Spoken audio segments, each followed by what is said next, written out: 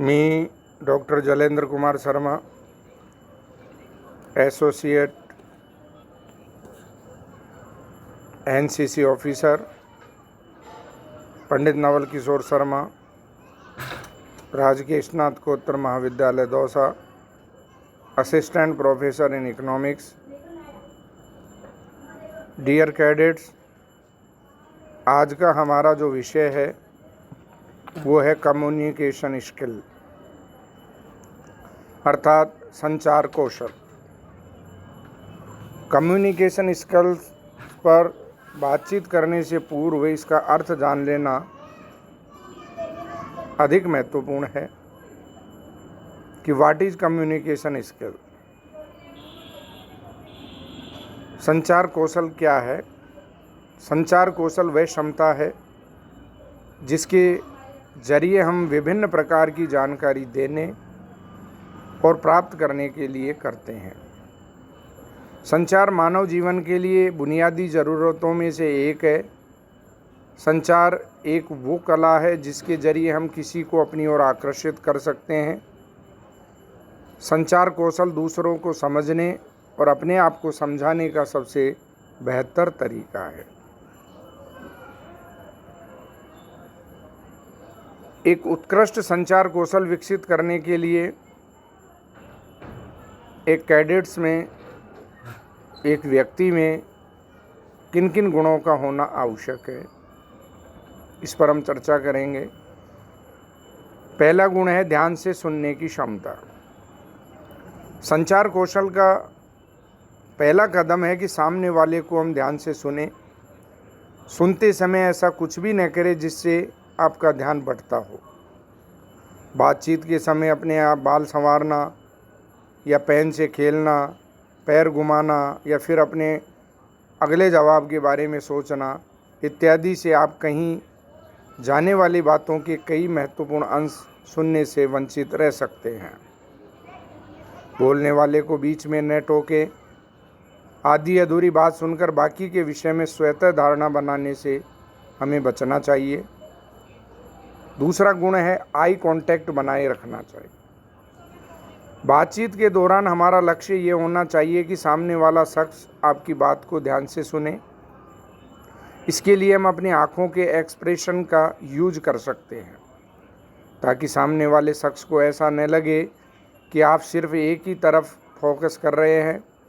Eye contact पर विशेष ध्यान दें। रोज़ सुबह शाम योग करें। हरे फल सब्जियों का इस्तेमाल करें। इसके अलावा प्लेन पेपर पर ब्लैक पेन से एक छोटा बिंदु बनाएं जिससे रोज़ाना सुबह शाम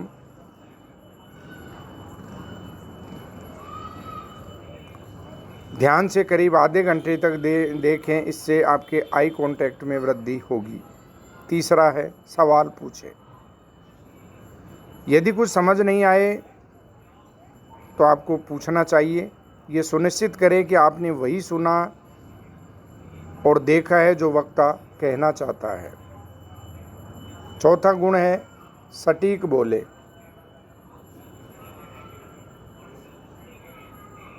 जब आप बोले तो ये ध्यान रखिए कि सामने वाले को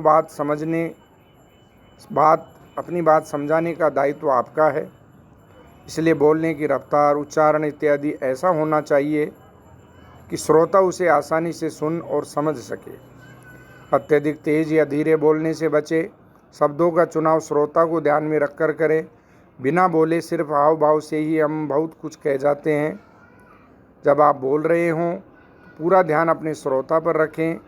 उसके हाव भाव को देखें। यदि ऐसा लगे कि उसे पूरी तरह समझ में नहीं आ रहा है तो पूछे कि क्या आपको अपनी बात मैं समझा पा रहा हूँ या नहीं समझा पा रहा हूँ। पांचवा गुण है निरंतर अभ्यास। संचार कौशल को विकसित करने के लिए निरंतर अभ्यास का होना बहुत ज़रूरी है।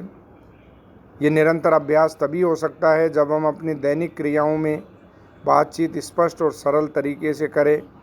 किसी भी परिचित या नए व्यक्ति से बात करने में शर्म महसूस न करें। श्रोता का ध्यान आकर्षित करें। छठा गुण है वार्तालाप के दौरान हमारा यही लक्ष्य होना चाहिए कि हम श्रोता का ध्यान अपनी ओर खींचें। हम श्रोताओं का ध्यान आँखों से आँख मिलाकर भी खींच सकते हैं। सातवां है आत्मविश्वास बनाए रखें। बातचीत के दौरान अगर हमारी सोच में साहस और विश्वास होता है तो हमारी बातचीत खुद ब खुद सकारात्मक होगी। हम बोलते समय डर को भी दूर हमें भगाना चाहिए। और आठवां गुण है स्पष्टता व मिठास। बातचीत के दौरान हमें शब्दों वाक्यों में स्पष्टता लानी चाहिए। वाणी में सदा मिठास होनी चाहिए। अगर बात स्पष्ट न हो तो उसे पुनः स्पष्ट करना चाहिए। शब्दों या वाक्यों को व्यक्तिगत तौर पर स्पष्ट करना चाहिए। अपने व्यक्तित्व में उपरोक्त गुणों को समाहित कर हम अपनी संचार क्षमता को बढ़ा सकते हैं और सफलता के नज़दीक पहुंच सकते हैं। नौवां है भावनाओं पर काबू रखें।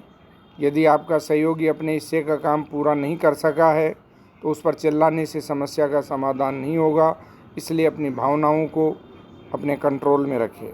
सामने वाले को बताएं कि उसे किस हरकत विशेष से समस्या है, व्यक्ति की नहीं, उसके कार्य की आलोचना करें। और 10वां है आदान प्रदान।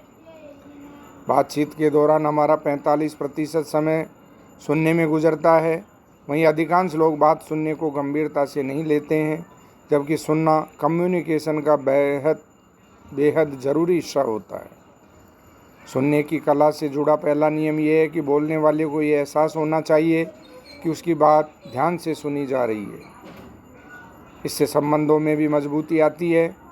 औपचारिक वातावरण में मैनेजर की जिम्मेदारी होती है कि वह ऐसा माहौल क्रिएट करे जिसमें प्रत्येक बोलने वाले को एहसास हो कि उसकी बात ध्यान से सुनी जा रही है। वहीं सुनने वाले की भी ये जिम्मेदारी है कि वह बोलने वाले को पूरा ध्यान से सुने। सुनते समय ध्यान भटकने से बचने का तरीका यह है कि बोलने वाले के शब्दों को मन में दोहराते रहें ताकि बातचीत से जुड़े महत्वपूर्ण बिंदु छूटे नहीं।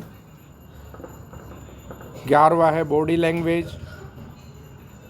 कम्युनिकेशन स्किल में बॉडी लैंग्वेज का भी एक महत्वपूर्ण योगदान होता है। याद रखें कि सुनने वाले की बॉडी लैंग्वेज का अक्सर बोलने वाले की निगाह में आ जाती है। सुनने वाला अपने बाजुओं को एक दूसरे से दूर रखे, सीट के किनारे पर बैठकर या फिर बोलने वाले को एकटक देखते हुए अपनी एकाग्रता जाहिर कर सकता है। इसी तरह बीच बीच में बोलने वाले की ओर देखकर मुस्कुराना भी सकारात्मक संकेत देता है। 12वां है ध्वनि, भाषा और शब्दों का तालमेल।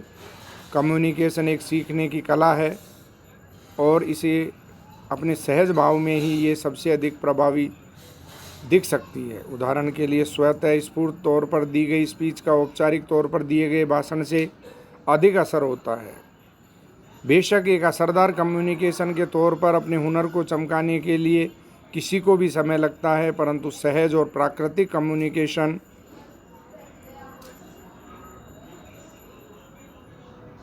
यह व्यक्ति को समझने में मदद करता है।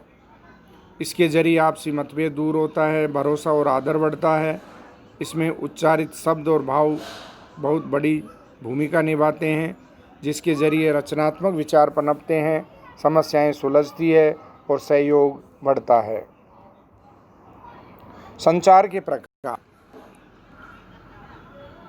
संचार कम्युनिकेशन कई प्रकार का होता है। औपचारिक कम्युनिकेशन, अनौपचारिक कम्युनिकेशन, लिखित कम्युनिकेशन, मौखिक कम्युनिकेशन, अमौखिक कम्युनिकेशन, अंतर्व्यक्ति कम्युनिकेशन और जनसंचार। संचार का महत्व। संचार संगठन के लिए ही है, क्योंकि रक्त शरीर के लिए है। प्रबंधन के सभी कार्यों की सफलता प्रभावी संचार पर ही डिपेंड करती है। संचार के महत्व को हम निम्न बिंदुओं के माध्यम से समझ सकते हैं। समन्वय के आधार के रूप में कार्य। संचार संगठनात्मक लक्ष्यों, उन्हें प्राप्त करने के तरीकों, व्यक्तियों के बीच पारस्परिक संबंध आदि के बारे में पूरी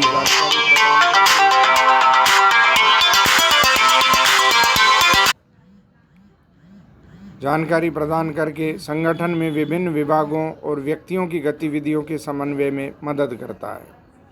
एंटरप्राइजेज के स्मूथ वर्किंग में मदद करता है। संचार एक उद्यम के सुचारू कामकाज को सुनिश्चित करता है। एक संगठन का अस्तित्व पूरी तरह से संचार पर ही निर्भर करता है।